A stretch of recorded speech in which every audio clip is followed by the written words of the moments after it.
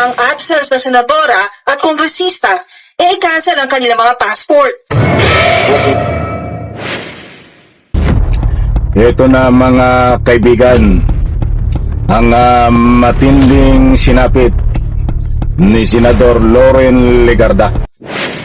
Paghuli sa ibang country at pag-aresto, pagkansila ng kanyang pasaporte.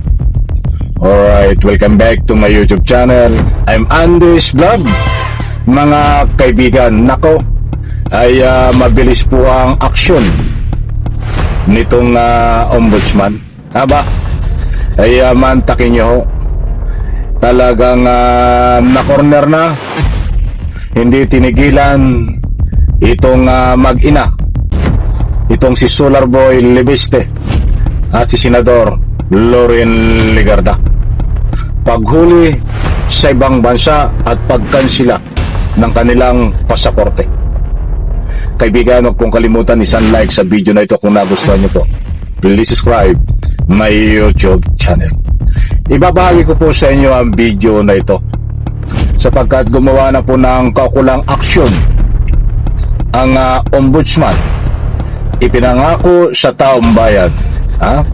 Kung magugunitan nyo mga kaibigan ng unang pangako ni Ombudsman Remulla, kung ayaw umuwi ni Senador Loren Legarda sa Pilipinas para gampanan ang trabaho bilang senador, ay uuwi sila ng Pilipinas o babalik ng nakapusas. Ba't kakaiba ho mga kaibigan? Dahil hindi na ho umuwi itong si Senador Loren Legarda. Ang ginawang hakbang naman ho ng ombudsman ay paghuli sa ibang bansa, pusasan, dahil pagkansila ng passport ang sinapit. Nako, matindi ho. Actually, mag-ina ho dapat ang ating tatalakayin, tsaka si Solar Boy, yung anak po nito, para hindi po tayo maging rambol. Ito munang nanay, isa-isa lang, may inaang kalaban, para lubos nyo pong maunawan. Ito munang nanay, ang bigyan po natin ng highlight, mga kaibigan. Laman ho ng video na ibabahagi ko po sa inyo. Itong matinding aksyon ng ombudsman na paghuli sa ibang country kay Senador Loren Legarda at siyempre pagkansila ng kanilang pasaporte. Shoutout mga kaibigan, ito ho, ibabahagi ko po sa inyo. Nako, at alam niyo po ba na mayroon pa rin hong ginawa itong si Loren Legarda sa ibang bansa, kaya't napilitan ho ang ating pamahalaan sa pagkansila ng pasaporte nitong senadora na ito para ho mahuli diyan po sa ibang country. Nako, nandyan ho mga kaibigan.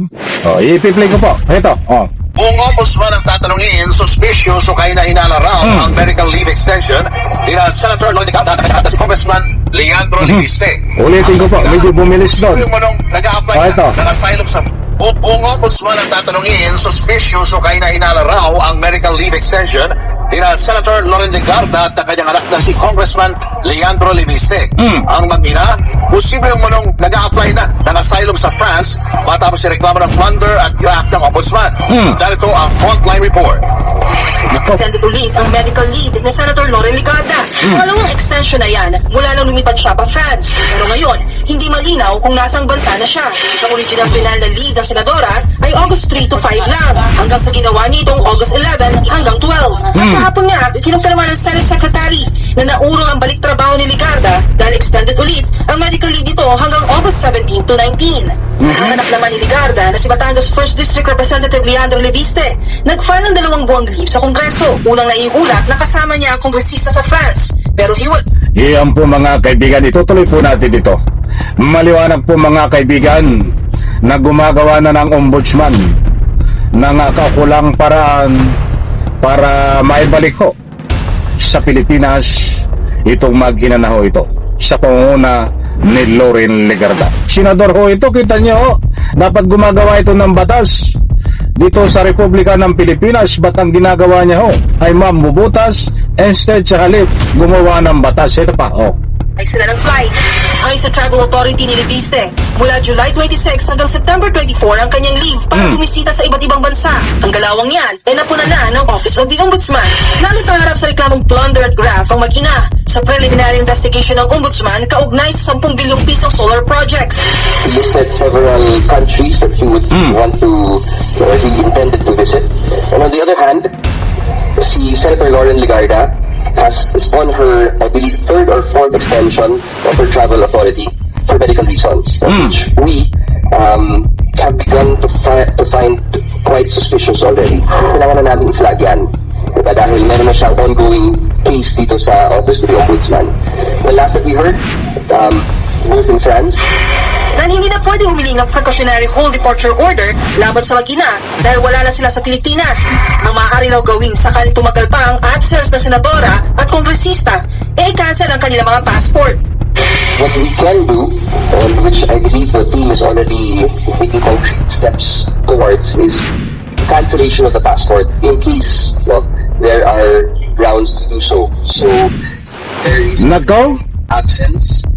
mga kaibigan, laman ho ng balita na ito na pagkansela na ho ng pasaporte ang kasunod laban ho dito kay Lauren Legarda. Ito pa, mga kaibigan, mas matindi pa ho. And we can consider them fugitives from justice. Nang tanungin naman si Atty. Clavano kung posible bang kumuha ng asylum sa France ang mag-ina, sagot ni Clavano, Possible na nag-seek ng asylum. However, the only ground that she would be using to seek her asylum is political persecution. Yun lang po yung pwedeng gawin. so, Ngayon mga kaibigan, yan lang muna. Yan si Lauren Legarda. Hindi po tayo nagpapakalat ng mga fake news dito. Mga mahal kong taga-subaybay, dahil maliwanag naman sa ibinahagi ko po sa inyo na kung hindi ho babalik sa lalong madaling panahon itong si Lauren Legarda sa atin, Republika ng Pilipinas, ay mapipilitan ho at gumagawa po ng aksyon ang ombudsman para kansilahin ang pasaporte.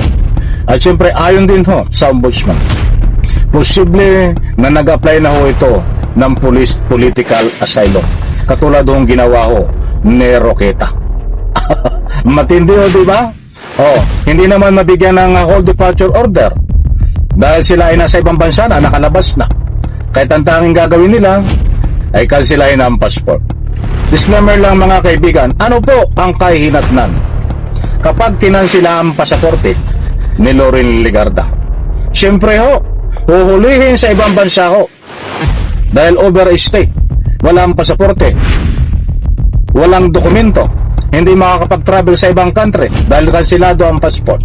Kaya't maliwanag mga kaibigan, paghuli kay Lauren Legarda, pupusasan sa ibang bansa kapag nakansila na ang pasaporte nito para maibalik sa Pilipinas. Maliwanag ba't sa ngayon hindi po siya hinuli Nasabi po nating paghuli kay Lauren Legarda dayan sa ibang bansa kapag nakansil na ang pasaporte habang wala pang arrest warrant. Maliwanag mga kaibigan. Isang like, isang share sa video na ito. Salamat po.